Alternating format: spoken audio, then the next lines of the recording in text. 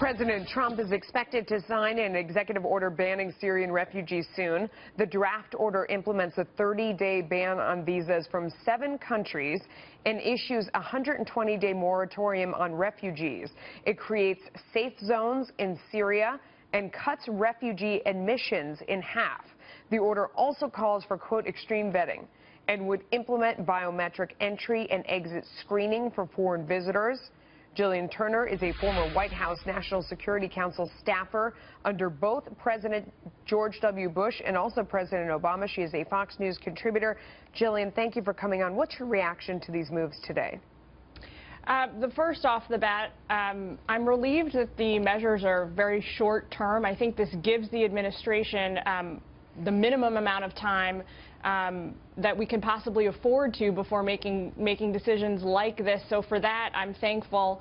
I've been on the show with you, Melissa, before talking about the fact that I don't necessarily agree with the idea that more stringent vetting requirements are necessary for refugees coming into this country. So since 2001, since 9/11, it's been incredibly difficult for any kinds of refugees seeking status here to get into the country, period. There's already a process in place that takes up to 3 years for certain individuals. Well, Gillian, so I don't folks in the audience, I can hear them asking about the shooters in San Bernardino. I mean, if that's the case and it's so stringent, how did that happen?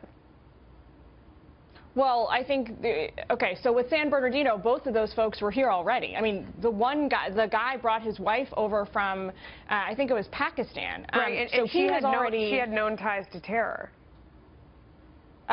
She had not necessarily ties, but she had shown sympathy towards terrorist organizations and terrorist ideology. But again, so the point here is when she was not a refugee seeking status as a refugee in this country. Now, remember, being a foreign immigrant coming into the United States is different. I'm talking about refugee policy, and that is airtight in this country right now.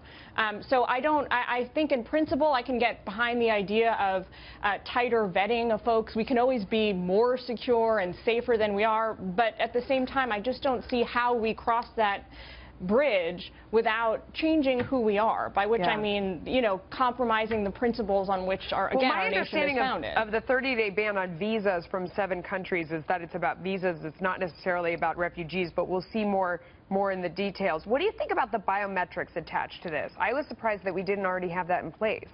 Yeah, I mean, I think that will be fairly non-controversial in the sense that we already have biometric screening at certain airports for Americans when we come in and out of the country. So I don't think there's a whole lot there that people will take offense to. I guess the idea here is that there will be some kind of a trial period during which the efficacy will be shown or not shown here. Yeah. If it shows to be worth whatever the cost is likely to be, then there will be policy decisions made about it. But I think this is a trial period.